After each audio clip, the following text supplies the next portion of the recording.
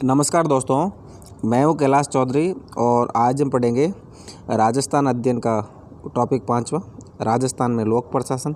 दोस्तों, राजस्थान में लोक प्रशासन के अंतर्गत राजस्थान का पुनर्गठन कौन कौन से चरणों में हुआ और राजस्थान के मुख्यमंत्री, राज्यपाल, राजस्थान की विधायिका, कार्यपालिका, न्यायपालिका इत्यादि के बारे में पढ़ेंगे।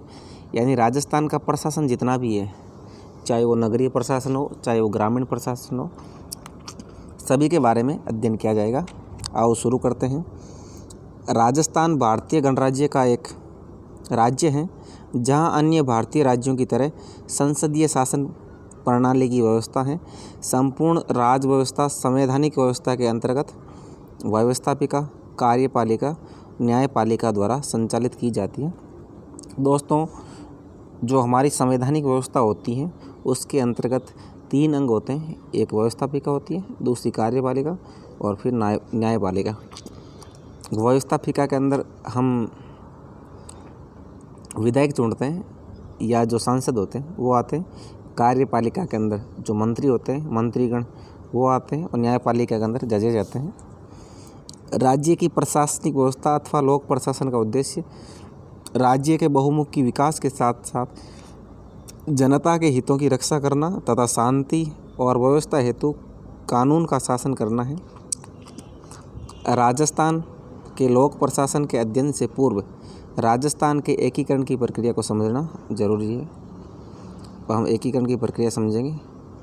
राजस्थान का एकीकरण स्वतंत्रता से पूर्व राजस्थान विभिन्न छोटी छोटी रियासतों में बंटा हुआ था तथा इस राज्य का कोई संगठित स्वरूप नहीं था। यानी राजस्थान जो वर्तमान स्वरूप में आया था उससे पहले रियासतों में बंटा था। यह 19 देशी रियासतों और 2 चीफशिप और एक ब्रिटिश शासित प्रदेश में विभक्त था। दोस्तों, 19 तो देशी रियासतें थी और 2 चीफशिप में एक तो नीमराणा था अलवर के अंदर और एक लावा था। ये 2 क्षेत्र थे।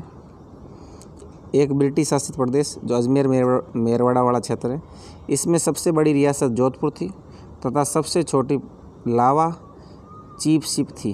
प्रत्येक रियासत एक राज प्रमुख अर्थात राजा महाराणा द्वारा शासित थी अथवा प्रत्येक की अपनी राज व्यवस्था थी। अधिकांश रियासतों में आपसी समन्वय और सामंजस्य का अभाव था। स्वतंत्रता के पश्चात यह आवश्यक था कि समस्त देशी रियासतों का एकीकरण किया जाए।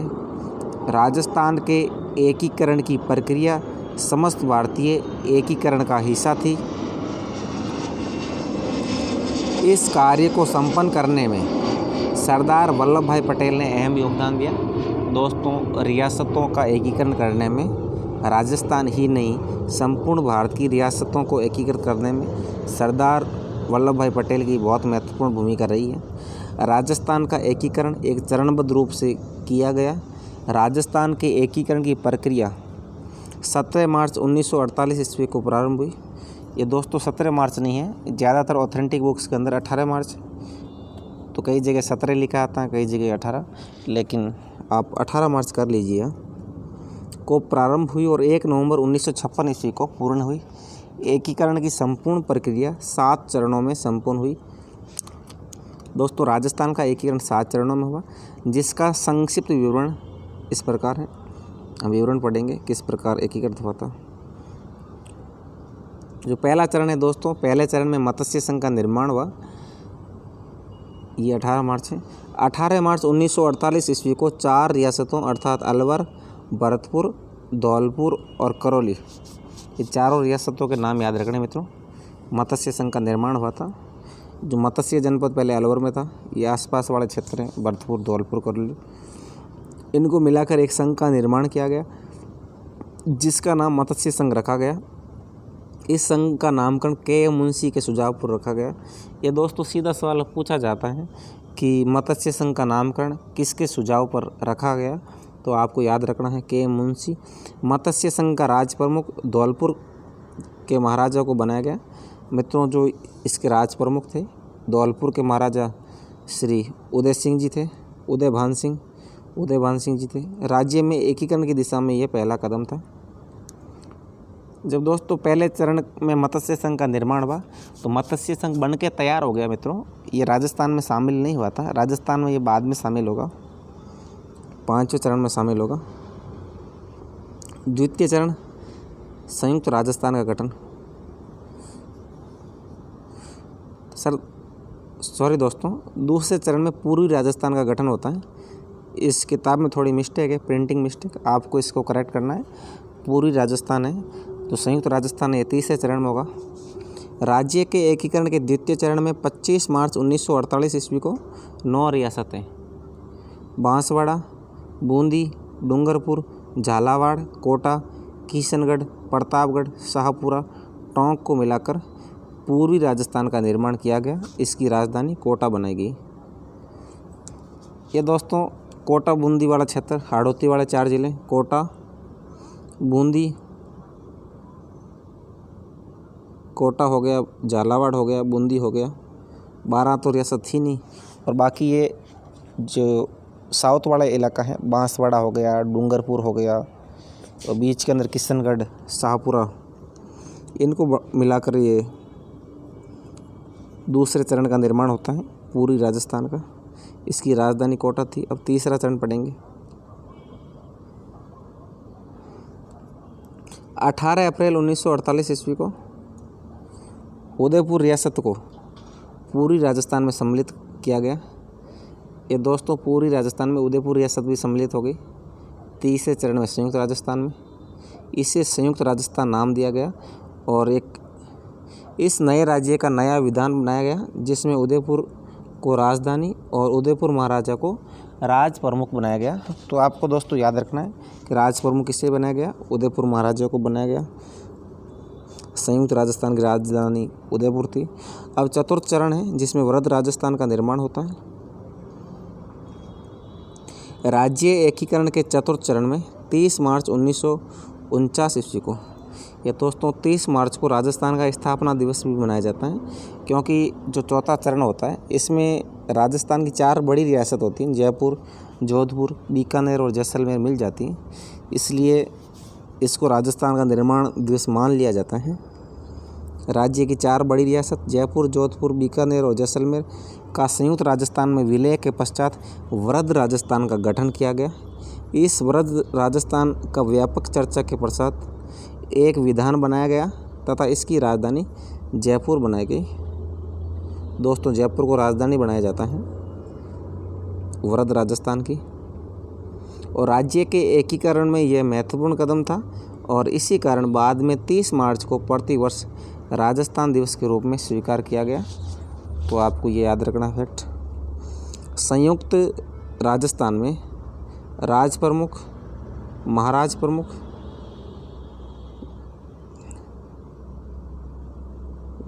एक मिनट दोस्तों, ये वृहद राजस्थान दोस्तों, संयुक्त राजस्थान नहीं है। वृहद राजस्थान में राज प्रमुख, महाराज प्रमुख और उप राज प्रमुख क्रमशः जयपुर, उदयपुर और कोटा के महाराजाओं को बनाया गया। जयपुर के महाराजा को, जयपुर वाले को राज प्रमुख, उदयपुर वाले को महाराज प्रमुख और कोटा वाले को उप राज प्रमुख बनाया गया। इन तीनों को 3 पोस्ट दी गई और इसी के साथ ही हीरालाल शास्त्री जी को प्रधानमंत्री बनाया गया। यानी जब पहले मुख्यमंत्री की पोस्ट नहीं हुआ करती थी, प्रधानमंत्री बोलते थे मुख्यमंत्री को, हीरालाल शास्त्री को प्रधानमंत्री, ये आपको याद रखना है। चतुर्थ चरण में बने थे। जयपुर वाले को राज प्रमुख, उदयपुर वाले को महाराज प्रमुख और कोटा के शासक को उप राज प्रमुख बनाया गया। अब 5वां चरण है संयुक्त वृहद राजस्थान। 15 मई 1949 ईस्वी को वृहद राजस्थान, ये दोस्तों जब मत्स्य संघ मिल जाएगा इसमें तब संयुक्त वृहद राजस्थान का संघ बनेगा। मत्स्य संघ का विलय संपन्न हुआ और इन्हें मिलाकर संयुक्त वृहद राजस्थान का निर्माण किया गया। मत्स्य संघ के विलय से पूर्व इस क्षेत्र की जनता का जनमत जानने के लिए शंकरदेव समिति का गठन किया गया।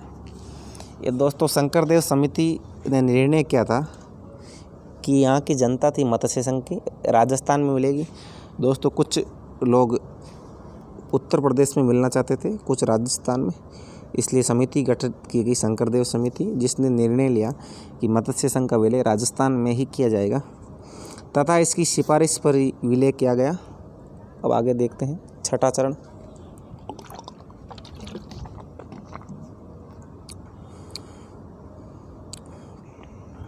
राजस्थान का निर्माण 26 जनवरी 1950 ईस्वी को यहाँ की अकेली बची हुई सिरोही रियासत को संयुक्त व्रत राजस्थान में सम्मिलित किया गया। अंतिम रियासत सिरोही बची थी, इसको भी शामिल किया गया 26 जनवरी 1950 को, जो राजस्थान का निर्माण होता है। और इसी समय भारत एक प्रभुत्व संपन्न लोकतांत्रिक गणराज्य घोषित किया गया। ये दोस्तों 26 जनवरी 1950 ईस्वी को जो हमारा संविधान लागू हुआ था, और इसी दिन भारत को संपूर्ण प्रभुत्व संपन्न लोकतांत्रिक गणराज्य घोषित किया गया। यानी जिस दिन संविधान लागू हुआ था उसी दिन छठा चरण का निर्माण हुआ था मित्रों, आपको ये याद रखना है। और राज्य को राजस्थान के नाम से उल्लेखित किया गया। यानी जो राजस्थान नाम पड़ा था छठे चरण में पड़ा था। वैसे राजस्थान दिवस चौथे चरण के नाम से मनाया जाता है। सातवां चरण है वर्तमान राजस्थान का निर्माण। राज्य एकीकरण के अंतिम चरण में 1 नवंबर 1956 को राज्य पुनर्गठन अधिनियम 1956 लागू किया गया। आपको इस अधिनियम की तारीख याद रखनी है, 1 नवंबर 1956 ईस्वी को राज्य पुनर्गठन अधिनियम 1956। इसके अंतर्गत कोटा जिले में सिरोंज मित्रों मध्य प्रदेश में था, इसको दिया गया सिरोंज दिया गया। सिरोंज का क्षेत्र पहले राजस्थान में था, जिसको मध्य प्रदेश को दिया गया। दोस्तों पूर्व में मध्य प्रदेश को मध्य भारत बोलते थे, उसका नाम बाद में पड़ा था मध्य प्रदेश। तथा अजमेर, मेरवाड़ा, आबू तहसील और मध्य भारत मध्य प्रदेश राज्य के मंदसौर जिले की भानपुर तहसील का सुनील टप्पा वाला भाग राजस्थान में मिला दिया गया। दोस्तों जो सुनील टप्पा वाला क्षेत्र है इसको राजस्थान को मिल गया, और सिरोंज मध्य प्रदेश को। यानी ये क्षेत्र, इन क्षेत्रों की अदला बदली हो गई। और इसके अलावा अजमेर, मेरवाड़ा था, ये भी शामिल हो गया था। आबू तहसील, आबू पहले बम्बई प्रांत में था मित्रों, यानी वर्तमान गुजरात वाला क्षेत्र, यह भी राजस्थान को मिला है। इस प्रकार वर्तमान राजस्थान अस्तित्व में आया। जयपुर को राजस्थान की राजधानी बनाया गया, और इसी के साथ मित्रों जयपुर राजधानी बन गई। हालांकि राजधानी पहले ही थी, लेकिन जो वर्तमान स्वरूप है इसमें राजधानी जयपुर बन गई थी। इसके बाद देखते हैं राजस्थान निर्माण की संपूर्ण प्रक्रिया निम्न तालिका से स्पष्ट हो जाती है। अब तालिका देखते हैं दोस्तों, इस तालिका में क्या है। राजस्थान राज्य का निर्माण क्रम,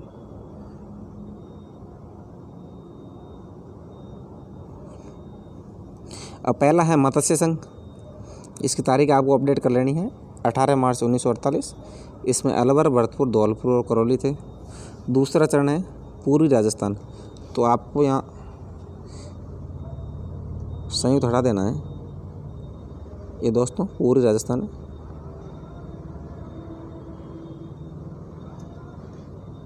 पूर्वी राजस्थान है। ये 25 मार्च 1948 ईस्वी का इस चरण का निर्माण होता है। इसमें बांसवाड़ा, बूंदी, डूंगरपुर, झालावाड़, किशनगढ़, कोटा, प्रतापगढ़, शाहपुरा और टोंक, ये 9 रियासतें थी मित्रों। फिर उसके बाद होता है संयुक्त राजस्थान का निर्माण 18 अप्रैल 1948 ईस्वी को। जो ऊपर वाले ये क्षेत्र हैं इसमें उदयपुर को मिलाया जाता है, तो संयुक्त राजस्थान बनेगा। और चौथे चरण में वृद्ध राजस्थान बनेगा ये मित्रों। इसमें भी आपको करेक्शन करना है, ऊपर से ही लिखा था लेकिन यहाँ प्रिंट मिस्टेक हो गई। वृद्ध राजस्थान, और वृद्ध राजस्थान का निर्माण 30 मार्च 1949 ईस्वी को हुआ। इसमें जो ऊपर वाले क्षेत्र हैं उसमें 4 बड़ी रियासत बीकानेर, जयपुर, जैसलमेर और जोधपुर मिलाई गई। फिर 5वां चरण है मित्रों संयुक्त वृद्ध राजस्थान, जिसमें 15 मई 1949 ईस्वी को इसमें मत्स्य संघ मिलाया गया। पूरे भाग के अंदर मत्स्य संघ का विलय किया गया। और उसके बाद आता है वृद्ध संयुक्त राजस्थान। ये मित्रों जो छठा है इसे राजस्थान संघ बोलते हैं। राजस्थान संघ का निर्माण छठे चरण में हुआ 26 जनवरी 1950 ईस्वी को। उपयुक्त सभी के अंदर सिरोही को मिलाया गया। छठे चरण में सिरोही को मिलाया जाता है आबू रोड को छोड़ के।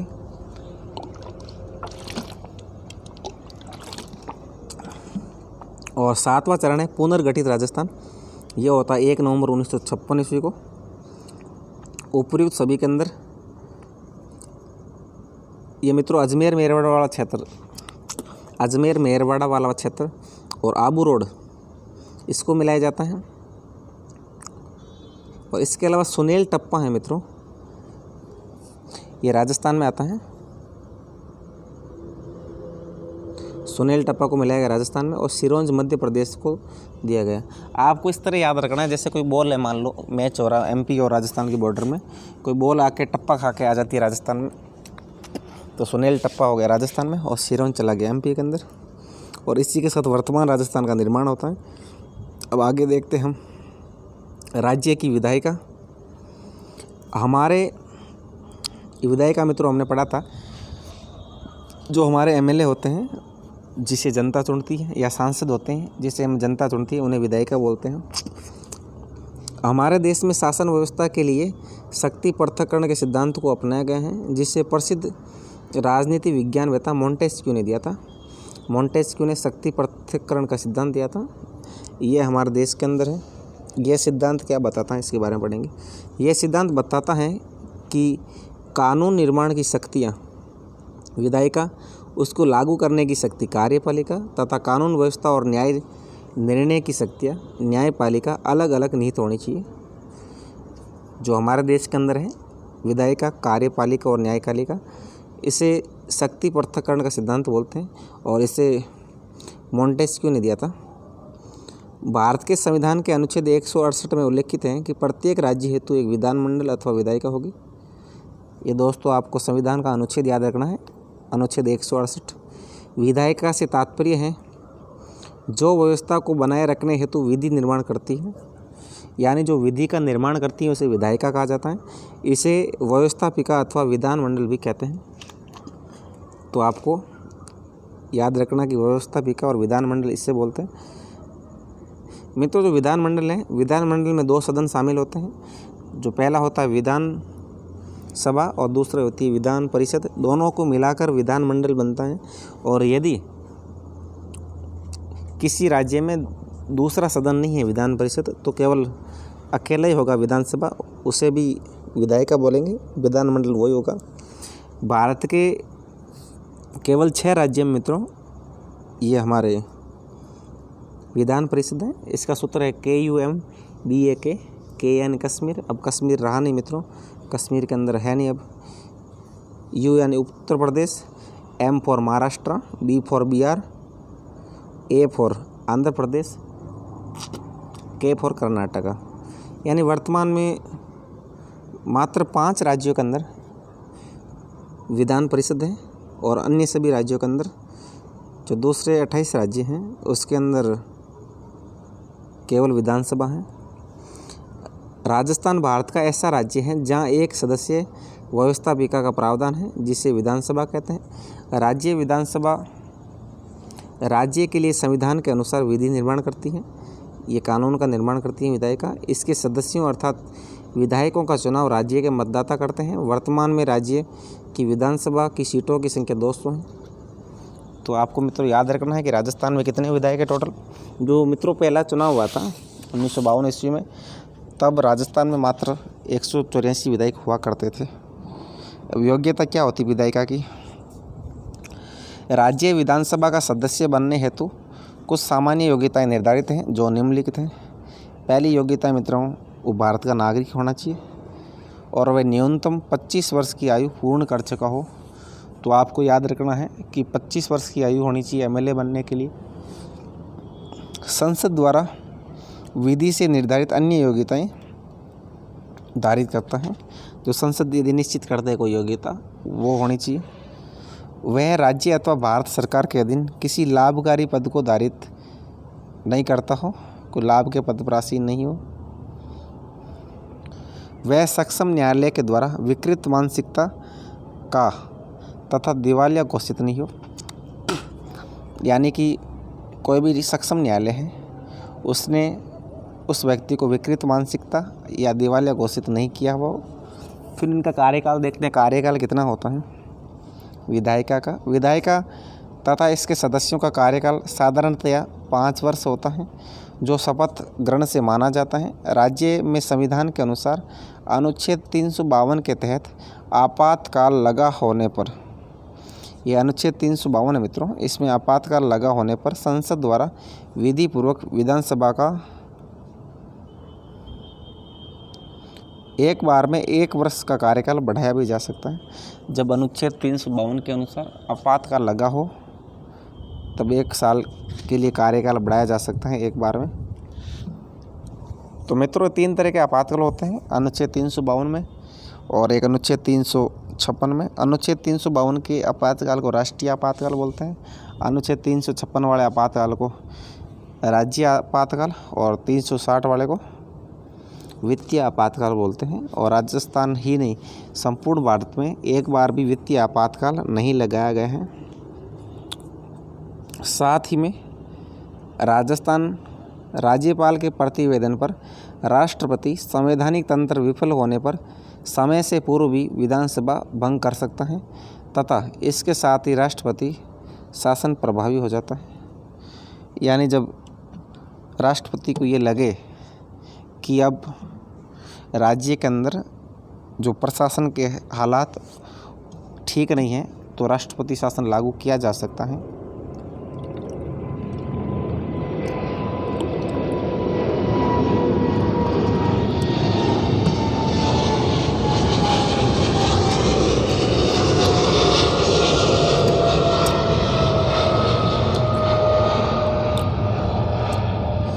आगे देखते हैं मित्रों, गणपूर्ति व सत्र।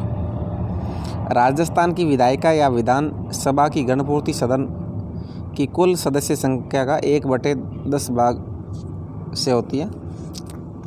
यानी कि दोस्तों जब कोई सत्र होता है तो उसके 10वें भाग एमएलए को आना पड़ता है। जैसे 200 विधायक है टोटल, 200 में से जैसे 10% होता है, 20 विधायक आएंगे तभी सत्र बुलाया जा सकता है या कोई मीटिंग का आयोजन किया जा सकता है। गणपूर्ति के अभाव में किया गया कार्य असंवैधानिक होता है। संवैधानिक प्रावधान के अनुरूप 1 वर्ष में न्यूनतम 2 सत्र अवश्य होने चाहिए, तो आपको ये भी याद रखना है। तथा 2 सत्रों के मध्य 6 माह से अधिक का अंतर नहीं होना चाहिए। राज्य सरकार वर्तमान में बजट सत्र, शीतकालीन सत्र, मानसून सत्र आदि प्रत्येक वर्ष में आहूत करती है। सत्र 3 प्रकार के होते हैं। एक बजट सत्र होता है जिसमें बजट पेश होता है, दूसरा होता है शीतकालीन सत्र, ये शीतकाल में पेश होता है, और मानसून सत्र जो अभी इस समय आने वाला था लेकिन कोरोना की वजह से नहीं आया। अब देखते हैं विधानसभा के अध्यक्ष और उपाध्यक्ष, इनकी क्या शक्तियाँ होती है, क्या कार्य होते हैं। राज्य व्यवस्थापिका या विधानसभा अपना एक अध्यक्ष और एक उपाध्यक्ष का निर्वाचन करती है। विधानसभा अध्यक्ष और उपाध्यक्ष के कार्य लोकसभा के अध्यक्ष और उपाध्यक्ष की भांति सदन का नियम पूर्वक संचालन करना, सदस्यों के विशेष अधिकारों की सुरक्षा करना, अनुशासन और शांति रखना, सदस्यों को प्रश्न पूछने, प्रस्ताव तथा विधेयक प्रस्तुति की अनुमति देना, मतदान कराने पर परिणाम की घोषणा आदि कार्य करते हैं। अध्यक्ष को सदस्यों द्वारा 14 दिन पूर्व सूचना देकर विशिष्ट बहुमत से हटाया भी जा सकता है। जब दोस्तों सभी विधायकों को लगे कि ये अध्यक्ष इसको हटाया जाना चाहिए, तो हटाने का नियम ये है कि 14 दिन पहले उन्हें एक लेटर देना पड़ेगा जिसमें सारे लोगों के साइन होंगे। यानी 14 दिन पहले सूचित करना होगा अध्यक्ष को, उसके बाद वोटिंग होगी, 14 दिन बाद फिर हटाया जा सकता है। अध्यक्ष अपना त्यागपत्र उपाध्यक्ष को दे सकता है और अध्यक्ष की अनुपस्थिति में उपाध्यक्ष कार्य देखता है। मित्रों अध्यक्ष अपना त्यागपत्र उपाध्यक्ष को देता है और उपाध्यक्ष देता है अध्यक्ष को, ये उल्टा सिस्टम होता है इनका। और अध्यक्ष की अनुपस्थिति में उपाध्यक्ष कार्य देखता है। विधानसभा की प्रमुख शक्तियाँ और कार्य। राज्य की विधानसभा की शक्तियाँ और कार्य भी लोकसभा की तरह हैं। वह संविधान की राज्य सूची व समवर्ती सूची में निर्धारित विषयों पर विधि निर्माण करती है। राज्य सूची में 66 तथा समवर्ती सूची में 47 विषय हैं। तो आपको याद रखने हैं कितने विषय हैं। राज्य सूची में 66 विषय हैं जिस पे केवल राज्य सरकार कानून बनाएगी और 47 विषय हैं जिस पर राज्य या केंद्र दोनों कानून बनाए सकती है।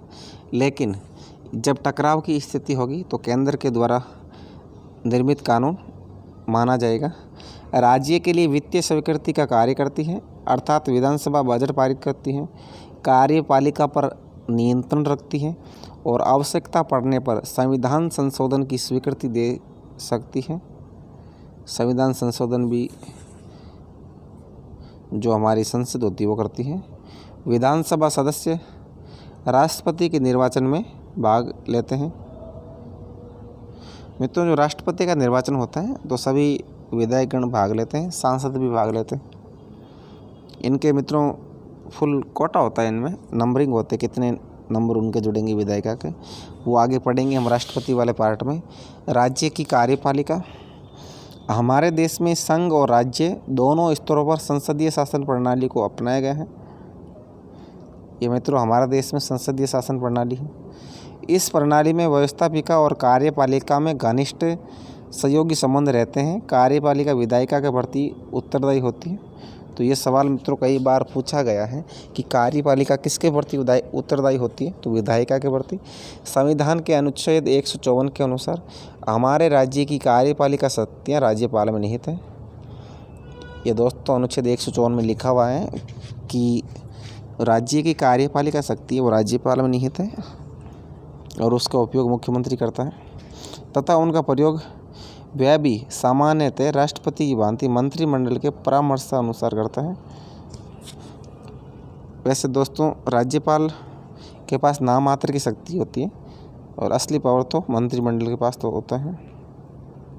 राज्य में भी कार्यपालिका दो प्रकार की रखी गई है, प्रथम नाम मात्र की और संवैधानिक प्रमुख के रूप में, और दूसरी है वास्तविक कार्यपालिका। नाम मात्र की कार्यपालिका अर्थात जिसका नाम से शासन चलता है, अतः राज्यपाल ऐसी ही कार्यपालिका है। यानी राजस्थान में जिसके नाम से शासन चलेगा वो राज्यपाल के नाम से, लेकिन असली काम तो जो कार्यपालिका होती है वही करती है, मंत्रीगण करते हैं, कैबिनेट करती है, जिसके द्वारा शासन संचालित होता है। वास्तविक शक्तियों का प्रयोग होता है उसे वास्तविक कार्यपालिका कहते हैं। राज्य के मुख्यमंत्री और मंत्रिपरिषद ही वास्तविक कार्यपालिका होती है। कार्यपालिका सरकार का द्वितीय अंग है। सरकार का अंग कहा जाता है कार्यपालिका को, जो व्यवस्थापिका द्वारा निर्मित विधियों के रूप में दिए गए कार्य को लागू करने और क्रियान्वित करने का कार्य करती है।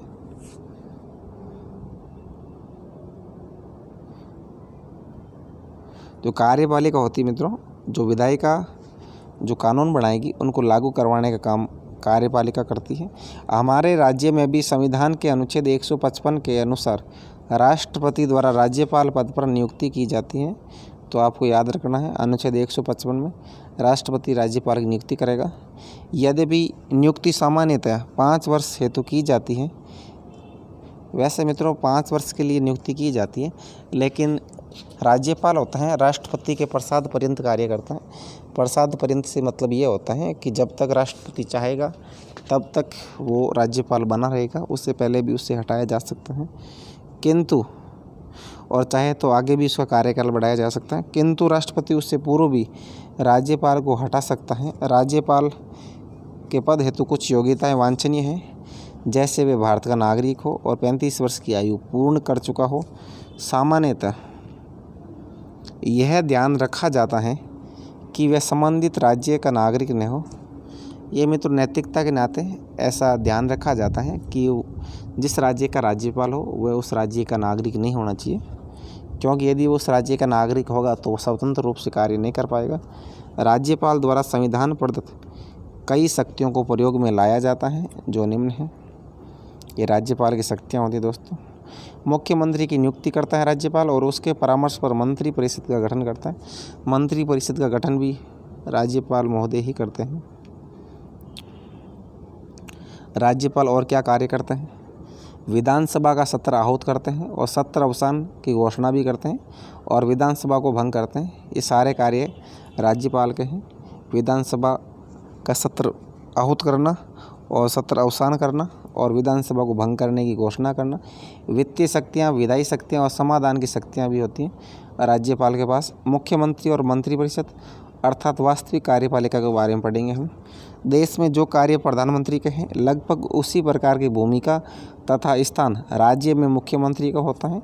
संविधान के अनुच्छेद 163 के अनुसार ये मित्रों मुख्यमंत्री की नियुक्ति होती है, 163 अनुच्छेद में होती है, और राज्यपाल की नियुक्ति अनुच्छेद 155 में होती है। अनुसार राज्यपाल को परामर्श देने हेतु एक मंत्रिपरिषद होगी जिसका प्रधान मुख्यमंत्री होगा। राज्यपाल उसके परामर्शानुसार ही कार्य करता है। सामान्यतः मुख्यमंत्री पद हेतु प्रत्यक्ष योग्यताएं नहीं रखी गई हैं, लेकिन राज्यपाल ऐसे व्यक्ति को ही मुख्यमंत्री की शपथ दिलाता है जो विधानसभा में बहुमत दल का नेता हो। यानी जो बहुमत दल का नेता होता है उसे ही राज्यपाल मुख्यमंत्री पद के लिए नियुक्त करता है तथा वह विधानसभा का सदस्य हो। यदि वह विधानसभा का सदस्य नहीं है तो उसे 6 माह में सदस्यता ग्रहण करनी होती है। यदि स्पष्ट बहुमत प्राप्त दल न हो तो राज्यपाल अपनी सब विवेकीय शक्ति का प्रयोग कर सकता है। संपूर्ण राज्य का शासन प्रशासन सर्वोच्च रूप में मुख्यमंत्री द्वारा ही चलता है। यानी मुख्यमंत्री ही वास्तविक रूप से शासन चलाते हैं। मुख्यमंत्री अपने दल के कार्यक्रम नीतियों को जन आकांक्षाओं के अनुरूप लागू करने हेतु कई कार्य करते हैं जो निम्न प्रकार से हैं। सर्वप्रथम अपनी मंत्रिपरिषद का गठन करेंगे, मंत्रियों को विभाग बांटेंगे और मंत्रिमंडल की बैठकें बुलाकर अध्यक्षता करेंगे। आगे देखते हैं और कौन से कार्य हैं। मुख्यमंत्री का और कार्य है राज्य प्रशासन और व्यवस्था संबंधी मंत्रिपरिषद के निर्णयों से राज्यपाल को अवगत कराएंगे। ये और कार्य है राज्य प्रशासन और व्यवस्था से संबंधी मंत्रिपरिषद के निर्णयों से राज्यपाल को अवगत करवाएंगे। सभी मंत्रियों विभागों की देखरेख करना और समन्वय रखकर सरकार को सुदृढ़ एकता रखते हैं मुख्यमंत्री महोदय। विधानसभा में शासन संबंधी नीतियों कार्यों की घोषणा कर विधिवत रूप से दिलाते हैं और सदन का तथा सरकार का नेतृत्व करते हैं। राज्यपाल द्वारा राज्य के प्रशासन अथवा किसी विधेयक के विषय में कोई सूचना मांगे जाने पर, यदि कोई सूचना मांगी जाती है तो उसे उपलब्ध करवाते हैं। आगे देखते हैं मुख्यमंत्री की उक्त शक्तियों व कार्यों तथा अन्य कार्यों के क्रियान्वयन हेतु मंत्रिमंडल पूर्ण सहयोग करता है। ये जो कार्य होते हैं उसमें मंत्रिमंडल सहयोग करता है। प्रत्येक विभाग के मंत्रियों के अधीन स्थायी नौकरशाही के रूप में सचिव से लेकर अनेक कर्मचारी रहते हैं। मंत्रियों को हटाना, विभाग परिवर्तन करना भी मुख्यमंत्री का विशेष अधिकार होता है। यानी जो मुख्यमंत्री होते हैं विभाग परिवर्तन कर सकते हैं मंत्रियों का और उन्हें हटा भी सकते हैं।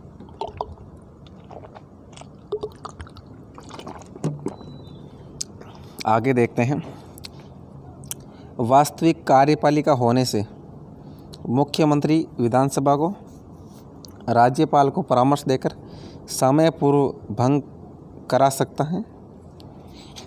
यानी जब मुख्यमंत्री है विधानसभा को राज्यपाल को परामर्श देकर समय से पहले भी भंग करवा सकता है। दूसरी ओर अविश्वास प्रस्ताव स्वीकार कर विधानसभा मुख्यमंत्री को पद से समय से पूर्व अर्थात 5 वर्ष के कार्यकाल से पूर्व भी अपदस्थ कर सकती है। यदि बहुमत नहीं रहेगा तो उससे पहले भी हटाया जा सकता है सीएम को। मुख्यमंत्री राज्यपाल अथवा मंत्री परिषद के मध्य कड़ी का कार्य करता है। समय समय पर राज्यपाल को शासन संबंधी निर्णयों से अवगत भी कराता है। यानी जो भी निर्णय होते हैं उन्हें अवगत करवाया जाता है राज्यपाल महोदय को। वास्तविक कार्यपालिका के रूप में मुख्यमंत्री की वास्तविक स्थिति उसके दल में उसके व्यक्तित्व, सदन में बहुमत की स्थिति, जनता में लोकप्रियता, विपक्षी दलों में स्वीकार्यता पर निर्भर करती है और इन्हीं पर कोई मुख्यमंत्री शक्तिशाली तो कोई निर्बल के रूप में जाना जाता है। यानी वो किस प्रकार कार्य करेगा उसके हिसाब से वो शक्तिशाली है निर्बल है वो जाना जाएगा। अब राज्य प्रशासन क्या होता है उसके बारे में पढ़ेंगे। राजस्थान में लोक कल्याणकारी राज्य के लक्ष्य की प्राप्ति के लिए एक सुदृढ़ प्रशासनिक तंत्र सर्जित किया गया है। प्रशासनिक व्यवस्था के अंतर्गत वर्तमान में राजस्थान को 7 संभागों और 33 जिलों में विभक्त किया गया है। इसके निचले स्तरों पर उपखंड और तहसीलें होती हैं। इस संपूर्ण व्यवस्था में मुख्यमंत्री के अधीन सर्वोच्च स्तर पर मुख्य सचिव होता है। ये मित्रों सबसे बड़ा अधिकारी होता है राजस्थान का मुख्य सचिव, जो कि भारतीय प्रशासनिक सेवा के वरिष्ठतम अधिकारी में से एक होता है। जो IAS सेवा होती है उसका वरिष्ठ अधिकारी होता है ये। मुख्य सचिव की नियुक्ति मुख्यमंत्री द्वारा की जाती है। ये सवाल पूछा जाता है मित्रों अक्सर, मुख्य सचिव की नियुक्ति कौन करता है?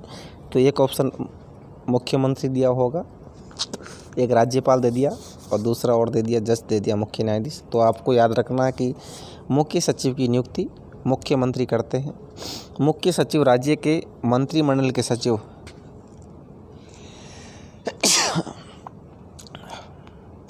मंत्रिमंडल के सचिव कैबिनेट सचिव के रूप में भी कार्य करता है। यानी मुख्य सचिव होता है जो कैबिनेट सचिव के रूप में भी कार्य करता है। इसका मुख्य कार्य मुख्यमंत्री अथवा मंत्रिमंडल को प्रशासनिक विषयों पर उचित परामर्श देना है। आगे देखते हैं। राजस्थान में राज्य प्रशासन के कार्य संचालित करने हेतु विविध विभाग गठित हैं। कई विभाग है मित्रों राजस्थान में राज्य प्रशासन के कार्य संचालित हेतु, तथा प्रत्येक विभाग का प्रभारी मंत्री होता है और प्रत्येक विभाग का अलग अलग मंत्री होता है। और मंत्री की सहायतार्थ शासन सचिव रहता है।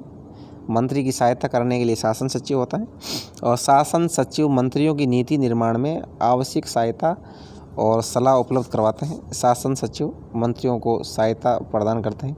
इस प्रकार सचिवों की सहायता से निर्धारित नीति को विभिन्न विभाग अपने निदेशालय द्वारा लागू करवाते हैं, जिसका प्रमुख अधिकारी महानिदेशक अथवा निदेशक होता है। इस जो मंत्रालय का प्रमुख अधिकारी होता है निदेशालय का, वो महानिदेशक होगा या निदेशक होगा। अब आगे देखते हैं मित्रों। राजस्व और कानून व्यवस्था प्रशासन तंत्र। राज्य में राजस्व और कानून व्यवस्था के लिए एक ही प्रशासनिक तंत्र गठित किया गया है। एक प्रशासनिक तंत्र होता है मित्रों। राजस्व और कानून व्यवस्था की दृष्टि से राज्य 7 संभागों, दोस्तों राजस्थान में कुल 7 संभाग हैं, जिनमें जयपुर, जोधपुर, अजमेर, उदयपुर, कोटा, बीकानेर और भरतपुर, ये दोस्तों 7 संभाग हैं। राजस्थान में वर्तमान में कुल 7 संभाग हैं। अभी दोस्तों नए संभाग प्रोसेसिंग में जयपुर को सॉरी दोस्तों ये नगर निगम आएंगे, आगे पढ़ेंगे। नगर निगम में है वो जो नगर निगम मित्रों, नगर निगम जोधपुर नगर निगम, उसको 2 भागों में डिवाइड करने की प्रोसेस चल रही है। अभी कोर्ट के अंदर वो केस चल रहा है। और जो जयपुर नगर निगम है उसे भी 2 भागों में विभक्त करना चाहती है सरकार। संभाग 7 ही हैं दोस्तों, आपको कंफ्यूज नहीं होना है। राजस्व संबंधी मामलों में राज्य में सर्वोच्च निकाय राजस्व मंडल है। ये दोस्तों रेवेन्यू बोर्ड होता है जिसे राजस्व मंडल बोलते हैं, जो राजस्व संबंधी मामलों में सर्वोच्च निकाय होता है, जिसका मुख्यालय अजमेर में स्थित है।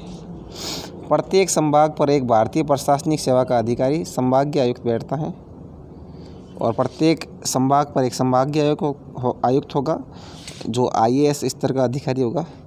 इनके अधीन सभी जिलों के जिलाधीश और पुलिस अधीक्षक रहते हैं। इनको पुलिस और सामान्य विभागों में समन्वय रखते हुए संपूर्ण संभाग में विकास और शांति व्यवस्था बनाए रखने के साथ संभाग स्तर पर राजस्व संबंधी मामलों का निस्तारण भी करना होता है। संभागीय आयुक्त को जिला स्तर पर कलेक्टर मजिस्ट्रेट का पद सर्जित है, जो भारतीय प्रशासनिक सेवा का अधिकारी होता है। जिला कलेक्टर यह भी IAS अधिकारी होता है। इसे पूरे ज़िले की प्रशासनिक व्यवस्था संचालित करनी होती है और इनके अधीन प्रत्येक उपखंड पर उपखंड अधिकारी नियुक्त किए जाते हैं। मित्रों जो कलेक्टर होते हैं उनके अंतर्गत प्रत्येक उपखंड पर उपखंड अधिकारी नियुक्त होंगे और प्रत्येक तहसील पर एक तहसीलदार होगा, जिसकी मदद करने के लिए नायब तहसीलदार। और कानून को ये मित्रों RI बोलते हैं, RI होता है कानून को, आदि होते हैं। और तहसील को पटवार सर्किल में विभक्त किया जाता है, जिसका प्रमुख पटवारी होता है। और एक पटवार सर्किल कई ग्रामों से मिलकर बनता है। ये पटवार सर्किल होता है दोस्तों, ये कई गाँवों से मिलकर बना होता है। और उस पटवार सर्किल का मुख्य होता है पटवारी।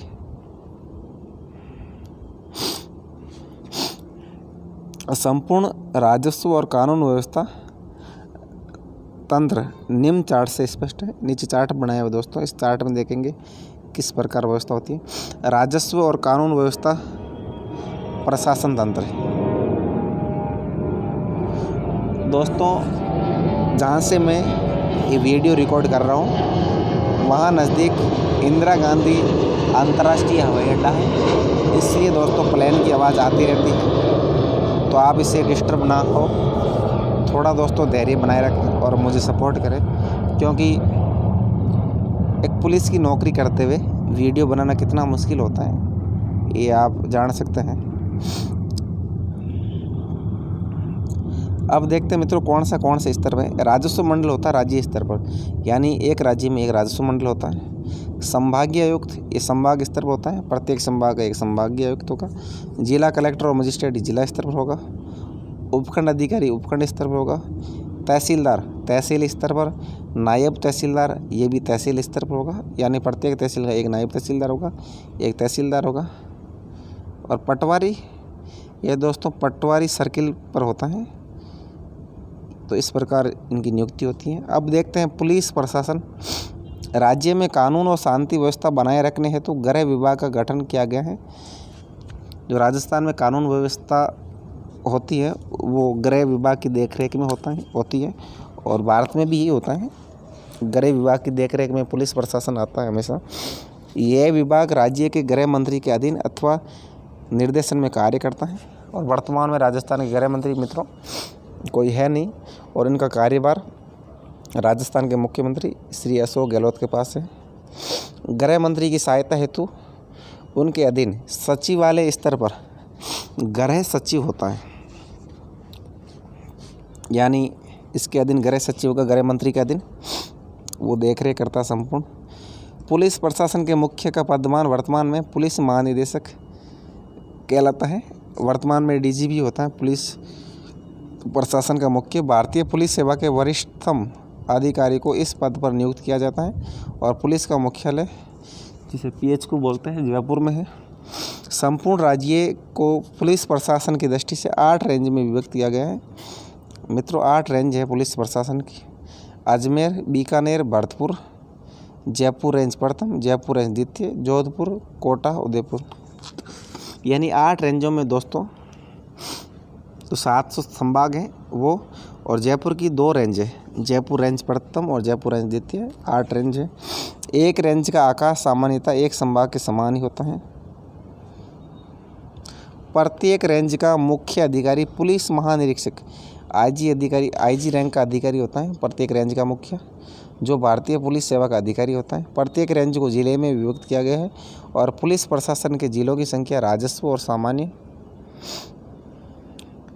प्रशासन की दृष्टि से निर्धारित किए गए जिलों से भिन्न होती है।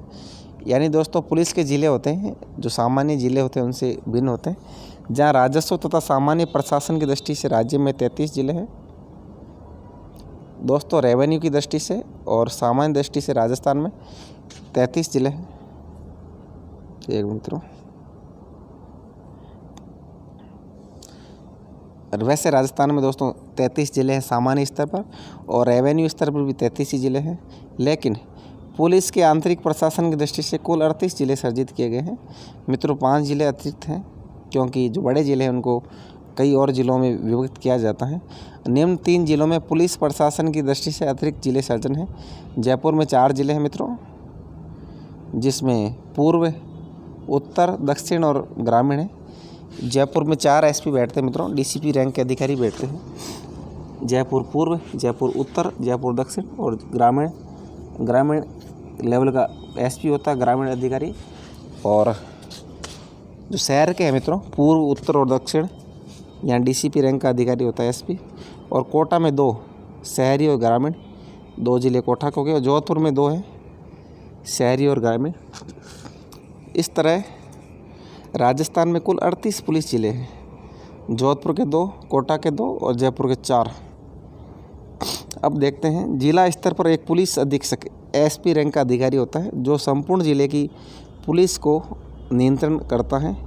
जिले में पुलिस का प्रयोग जिलाधीश के निर्देशानुसार किया जाता है, यानी जैसे कलेक्टर कहेगा वैसे ही SP कार्य करेगा। तथा पुलिस का आंतरिक प्रशासन पुलिस अधीक्षक द्वारा देखा जाता है। एसपी को बोलते हैं पुलिस अधीक्षक, सुपरिटेंडेंट ऑफ पुलिस।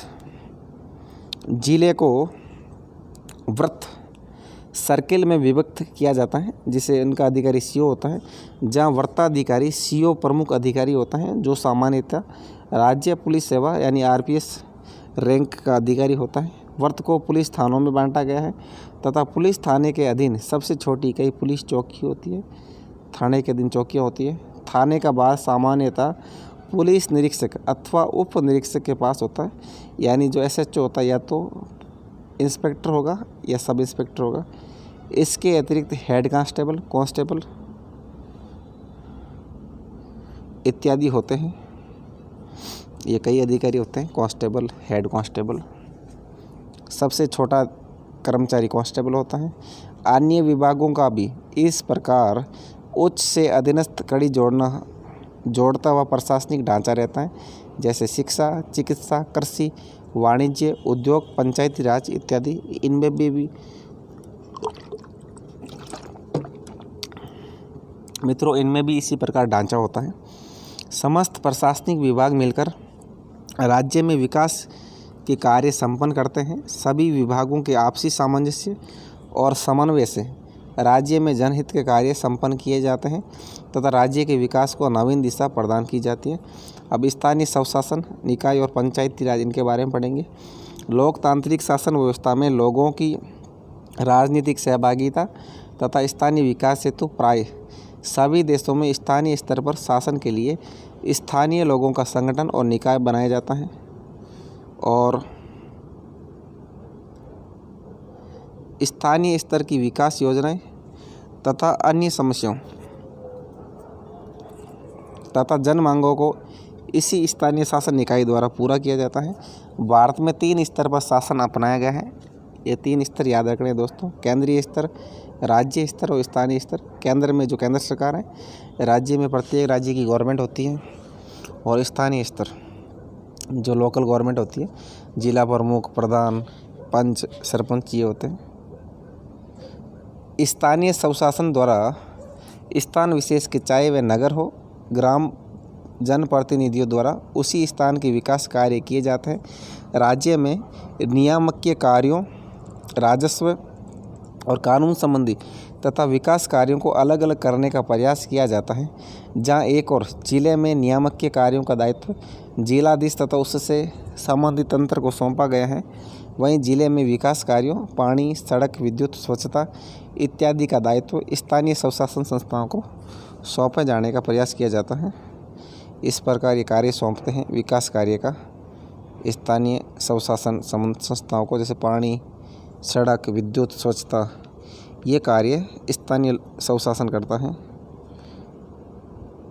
और विकास कार्यों की दृष्टि से प्रत्येक जिलों को ग्रामीण और नगरीय 2 भागों में विभक्त किया जाता है। स्थानीय स्वशासन निकाय भारत की तरह राजस्थान में भी 2 प्रकार के हैं, नगरों के लिए नगरीय शासन और गाँवों के लिए पंचायती राज शासन। ये मित्रों 2 भागों में विभक्त होता है, आपको दोनों को नाम याद रखने हैं। भारतीय संविधान में 74वें संविधान संशोधन अधिनियम द्वारा नगरीय शासन को संवैधानिक दर्जा दिया गया है, यानी जो 74वां संविधान संशोधन होता है वो नगरीय शासन को संवैधानिक दर्जा देगा, और 73वां संविधान संशोधन जो स्थानीय स्वशासन होता है, यानी जो ग्रामीण स्वशासन होता है, उसको संवैधानिक दर्जा देगा। राज्य में 3 तरह की शहरी संस्थाएं होती हैं, नगर निगम, नगर परिषद तथा नगर पालिका। वर्तमान में ये दोस्तों आपको वर्तमान में राजस्थान में 5 नगर निगम, ये दोस्तों चेंज हो गया है। वर्तमान में राजस्थान में 7 नगर निगम है मित्रों। वर्तमान में भी 2 और बनने की प्रक्रिया में है, 2 नहीं 3 बनेंगे। एक कोटा, जयपुर और जोधपुर, यहाँ 2-2 नगर निगम होंगे, और प्रत्येक संभाग स्तर पर भी अब नगर निगम की घोषणा की गई है। घोषणा की अभी तो बने हुए हैं, यानी वर्तमान में 10 नगर निगम है, यानी 7 तो वर्तमान में ही प्रत्येक संभाग स्तर पर, और जयपुर, जोधपुर और कोटा, यहाँ 2-2 नगर बनाने की घोषणा की हुई है। और चुनाव की घोषणा भी की गई थी, लेकिन अभी मामला कोर्ट पे चल रहा है। 13 नगर परिषद ये मित्रों 13 नहीं है, आपको करेक्ट करना है। 32 नगर परिषद है वर्तमान में और 170 नगर पालिका मिलाकर कुल 188 नगर निकाय है। ये मित्रों आप एक बार इन्हें छोड़ दीजिए, बाद में मैं आपको करेक्ट करवा दूंगा कि कितना क्या चेंजमेंट हुआ है, क्योंकि पुराना आंकड़ा है। पंचायती राज भारत में प्रथम बार तत्कालीन प्रधानमंत्री पंडित जवाहरलाल नेहरू द्वारा राजस्थान के नागौर जिले में 2 अक्टूबर 1959 ईस्वी को पंचायती राज व्यवस्था लागू की गई। राजस्थान में भी इसी के साथ ग्रामीण स्थानीय शासन प्रारंभ हुआ। हमारे राज्य में भी वर्तमान में 3 स्तरीय व्यवस्था प्रचलित है। ग्राम स्तर पर ग्राम पंचायत, खंड स्तर पर पंचायत समिति और जिला स्तर पर जिला परिषद। यानी हमारे राज्य में भी 3 स्तरीय व्यवस्था है। तीनों स्तरों के नाम याद रखने हैं। पहले ग्राम स्तर पर ग्राम पंचायत, खंड स्तर पर पंचायत समिति, जिला स्तर पर जिला परिषद। 73वें संविधान संशोधन अधिनियम 1992 द्वारा इन्हें संवैधानिक संस्थाओं का स्तर प्रदान किया गया। आपको याद रखना है 73वां संविधान संशोधन 1992 ये 1993 में लागू हुआ था। इसके द्वारा स्थानीय स्वशासन को संवैधानिक दर्जा दिया गया और संविधान की 11वीं अनुसूची भी जोड़ी गई है, जिसमें पंचायती राज संस्थाओं को 29 विषय दिए गए हैं। तो आपको याद रखना है 29 में 2 और 9 मिलाकर 11 होते हैं और 11वीं अनुसूची है जिन पर ये संस्थाएं कार्य करती हैं। 73वें संविधान संशोधन अधिनियम की प्रमुख विशेषताएं ये लिखो आप। संवैधानिक स्तर प्रदान किया गया है। इस अधिनियम से पूर्व तक पंचायती राज अधिकतर राज्य सरकारों के भरोसे था। पहले जो पंचायती राज व्यवस्था थी राज्य सरकार के भरोसे था, लेकिन अब संविधान में स्पष्ट स्थान तथा स्तर प्राप्त हो गया है। इसमें सत्ता परिवर्तन का प्रभाव इन पर नहीं पड़ता है। संविधान में भाग 9 जोड़ा गए हैं तथा 16 नए अनुच्छेद जोड़े गए। ये दोस्तों भाग 9 और 16 नए अनुच्छेद जोड़े गए हैं। अब जैसे इनका अलग चुनाव होता है मित्रों, प्रधान का अलग चुनाव होता है, जो जिला प्रमुख का अलग चुनाव होता है और सरपंच का चुनाव होता है। इसमें आरक्षण व्यवस्था होती है। वर्तमान में पंचायत राज की तीनों स्तर की संस्थाओं में आरक्षण व्यवस्था की गई है। अब आरक्षण किस प्रकार होता है इसके बारे में पढ़ते हैं। अनुसूचित जाति और अनुसूचित जनजाति के आरक्षण, इन दोनों वर्गों हेतु प्रत्येक स्तर पर जनसंख्या के अनुपात में राज्य सरकार ने आरक्षण दे रखा है। यानी जितनी पॉपुलेशन होगी उतनी संख्या में इनके सरपंच, पंच, पंचायत समिति सदस्य, प्रधान, जिला परिषद सदस्य और जिला प्रमुख बनेंगे और बारी बारी से आवर्तित रोटेशन होता रहता है। महिलाओं के लिए आरक्षण, इस अधिनियम के तहत राज्य में महिलाओं हेतु प्रत्येक वर्ग में 1/3 स्थान आरक्षित किए गए हैं। यानी महिलाओं हेतु 33% सीटें रिजर्व हैं और ये भी बारी बारी चक्रानुक्रम पद्धति से आरक्षित होते हैं। ये रोटेशन अनुसार चेंज होती रहती है। राज्य सरकार ने 2009 में पंचायती राज और नगरीय शासन में महिलाओं के लिए 50% स्थान आरक्षण किए थे। यानी 2009 में जो चेंजमेंट हुआ है और 50% सीटें महिलाओं के लिए रिजर्व की गई। अब नेक्स्ट देखते हैं पिछड़े वर्गों हैं तो आरक्षण। देखते दोस्तों कितना बड़ा टॉपिक है, ज़्यादा बड़ा नहीं। अब पंचायती राज में पिछड़े वर्गों हेतु भी राज्य सरकार ने जनसंख्या के अनुपात में आरक्षण दे रखा है। जो वर्तमान में 21% सीटें ओबीसी हेतु रिजर्व होती हैं। अध्यक्ष पदों पर आरक्षण, पंचायती राज में अब अध्यक्षों के लिए भी उक्त तीनों प्रकार का आरक्षण दिया जाता है। जो अध्यक्ष होते हैं मित्रों, चाहे सरपंच हो, चाहे प्रधान हो, चाहे जिला प्रमुख हो, उनको भी SC, ST, OBC और महिला को आरक्षण मिलता है। कार्यकाल, पंचायती राज संस्थाओं का कार्यकाल अब 5 वर्ष निश्चित किया गया है। इससे पूर्व किसी कारण से इन संस्थाओं का भंग करना पड़े तो 6 माह के अंदर ही पुनः चुनाव करवाना अनिवार्य है। यानी ये संस्थाएं भंग हो जाए तो 6 माह के अंदर ही चुनाव करवाना पड़ता है। इन पंचायत राज संस्थाओं हेतु राज्य निर्वाचन आयोग का गठन किया गया है और इनके चुनाव राज्य निर्वाचन आयोग करवाता है और निर्वाचन आयोग चुनाव विधानसभा और लोकसभा के करवाता है। अब आगे देखते हैं ग्राम सभा का गठन।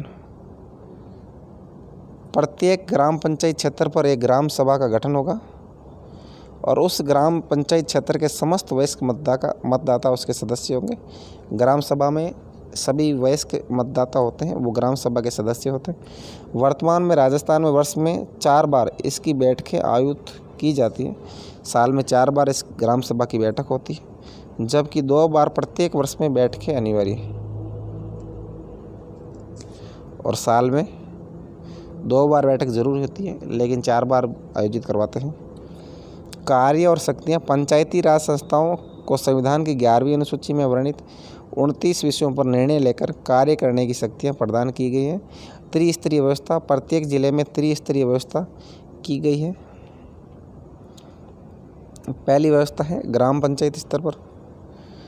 ग्राम पंचायत सभी वार्ड पंचों, उप सरपंच, सरपंच से मिलकर बनती है। ग्राम पंचायत में वार्ड पंच, उप सरपंच और सरपंच को मिलाकर ग्राम पंचायत बनती है तथा एक सरकारी कर्मचारी ग्राम सचिव होता है और एक प्रशासनिक अधिकारी होता है जो ग्राम विकास अधिकारी बोलते हैं या ग्राम सेवक। माह में 2 बार इसकी बैठक होती है। 1 महीने में 2 बार ग्राम पंचायत की बैठक होती है। फिर आगे देखते हैं पंचायत समिति। प्रत्येक विकास खंड में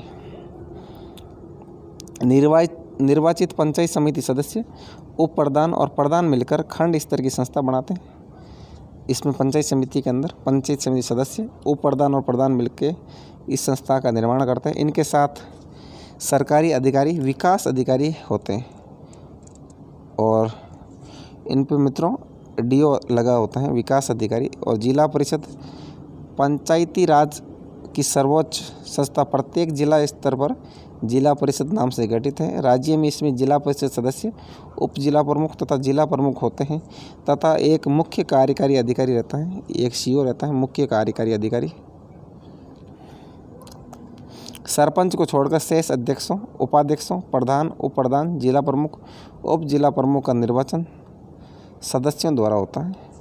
यानी जितने भी पोस्ट हैं मित्रों, ये सदस्य मिलकर इनको निर्वाचित करते हैं। सरपंच का चुनाव सीधा होता है। वर्तमान में राजस्थान में 9177 ग्राम पंचायतें, 248 पंचायत समितियां और 33 जिला परिषद हैं। तो मित्रों आपको अभी इनको याद नहीं करना है क्योंकि ये इनमें चेंज बदली हुई है। जिला परिषद सही है 33 है वर्तमान में, क्योंकि जितने ज़िले हैं उतनी जिला परिषदें हैं। ग्राम पंचायतें भी 10,000 से ऊपर हो गई हैं और पंचायत समितियाँ मित्रों 300 और कुछ है। हम पढ़ाऊँगा, मैं अभी बाद में आपको करेक्ट करके बताऊँगा। जिनके सदस्य व अध्यक्ष पद पर 21 वर्ष आयु का संबंधित क्षेत्र का मतदाता निर्वाचन लड़ सकता है। राजस्थान में पंचायती राज का स्वरूप निम्न चार्ट से समझाया गया है। ये चार्ट है मित्रों। पंचायती राज ग्रामीण स्थानीय स्वशासन संस्था है, जिला परिषद, पंचायत समिति और ग्राम पंचायत। इनको देखते हैं।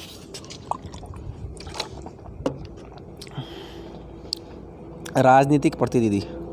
जिला परिषद में जिला प्रमुख होता है, उप जिला प्रमुख होता है और जिला परिषद सदस्य होते हैं और इनका प्रशासनिक अधिकारी मुख्य कार्यकारी अधिकारी होता है।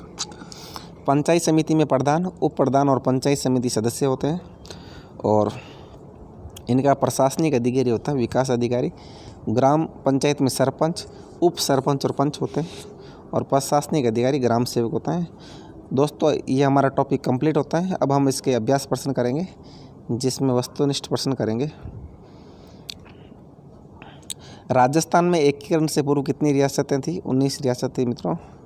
राजस्थान दिवस प्रतिवर्ष कब मनाया जाता है? तो 30 मार्च को। जो मित्रों चौथा चरण था 30 मार्च 1949 ईस्वी को बना था, जिसमें राजस्थान की 4 बड़ी रियासतें जयपुर, जोधपुर, बीकानेर और जैसलमेर राजस्थान में मिली थी। तो उसी दिन से राजस्थान दिवस मनाया जाता है। राजस्थान एकीकरण कुल कितने चरणों में संपन्न हुआ? 7 चरणों में। 1 नवंबर 1956 ईस्वी को अंतिम चरण बना था और पहला चरण 18 मार्च 1948 ईस्वी को बना था। वर्तमान विधानसभा की सदस्य संख्या 200 है। राज्यपाल की नियुक्ति करता है तो मित्रों राष्ट्रपति करेगा राज्यपाल की नियुक्ति। मुख्यमंत्री की नियुक्ति करता है, मुख्यमंत्री की नियुक्ति मित्रों राज्यपाल करता है। मुख्यमंत्री की नियुक्ति उस दल के सदस्य को चुनता है, उस दल के सदस्य के नेता को चुनता है जो बहुमत प्राप्त कर लिया हो जिसने। राज्यपाल का कार्यकाल सामान्यतः होता है 5 वर्ष होता है। इसके अलावा मित्रों वो राष्ट्रपति के प्रसाद पर्यंत कार्य करता है। और राजस्थान में कुल कितने संभाग हैं? तो दोस्तों 7 संभाग हैं। मुख्यमंत्री के अधीन सबसे बड़ा अधिकारी कौन होता है? मुख्य सचिव। जिले का सबसे बड़ा अधिकारी कहलाता है जिलाधीश या कलेक्टर। स्थानीय स्वशासन के निकायों का कार्यकाल 5 वर्ष। अब देखते हैं पंचायती राज संस्थाओं का सदस्य निर्वाचित होने की न्यूनतम आयु होती है 21 वर्ष होनी चाहिए मित्रों। 21 वर्ष का सदस्य पंचायती राज का चुनाव लड़ सकता है। अब इसके दोस्तों लघुतरात्मक प्रश्न करेंगे, अति लघुतरात्मक प्रश्न। राजस्थान के प्रथम चरण का एकीकरण कब हुआ था? तो पहला चरण मित्रों 18 मार्च 1948 ईस्वी को बना था, जिसमें मत्स्य संघ का निर्माण हुआ था। और मत्स्य संघ के अंतर्गत अलवर, भरतपुर, करौली और धौलपुर 4 रियासतों ने मिलकर मत्स्य संघ का निर्माण किया था। और मत्स्य संघ राजस्थान में 5वें चरण में मिला था। देशी रियासतों के एकीकरण का उत्तरदायित्व किस पर था? सरदार वल्लभ भाई पटेल पर, जिनको रियासती विभाग का अध्यक्ष भी बनाया था। राजस्थान को राजस्थान नाम किस चरण में प्राप्त हुआ था? ये मित्रों राजस्थान को जो राजस्थान नाम है ये 6ठे चरण में प्राप्त होता है। 6ठा चरण होता है जिसमें राजस्थान को राजस्थान नाम मिलता है। और 6ठे चरण में मित्रों जो ये रियासतें होती हैं अजमेर, मेरवाड़ा और आबू को छोड़कर जो सिरोही का क्षेत्र है इसको मिला लिया जाता है राजस्थान में। विधायिका को और किस नाम से जाना जाता है? विधायिका को मित्रों कानून बनाने वाली संस्था के नाम से भी जानते हैं। और विधायिका को विधानसभा के नाम से जानते हैं, यानी हम लिखेंगे विधानसभा। और यदि 2 सदन होंगे विधानसभा और विधान परिषद तो उसे विधानमंडल कहेंगे, नहीं विधानसभा बोलेंगे। विधायिका किसे कहते हैं? जनता द्वारा निर्वाचित सदस्यों से बनी ऐसी संस्था जो कानून का निर्माण करती है उसे विधायिका कहते हैं। सरकार के कितने अंग होते हैं? तो मित्रों सरकार के 3 अंग होते हैं, विधायिका, कार्यपालिका और न्यायपालिका। राज्यपाल किस प्रकार की कार्यपालिका है? राज्यपाल नाममात्र की कार्यपालिका है। कार्यपालिका किसे कहते हैं?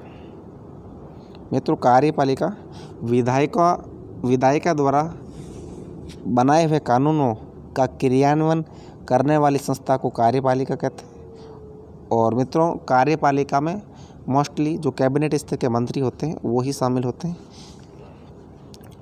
जो कैबिनेट स्तर के मंत्री हो गए और उसके अलावा जो सहायक मंत्री होते हैं जैसे राज्य मंत्री, स्वतंत्र प्रभार के मंत्री, वो सभी कार्यपालिका में सम्मिलित होते हैं। वास्तविक कार्यपालिका किसे कहा जाता है? तो वास्तविक कार्यपालिका मित्रों मुख्यमंत्री और उसकी सहायता करने वाली कैबिनेट और मंत्री परिषद को कहा जाता है।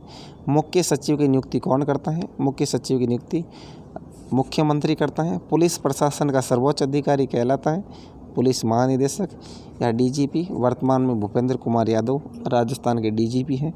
पुलिस उप अधीक्षक किस सेवा से बनते हैं?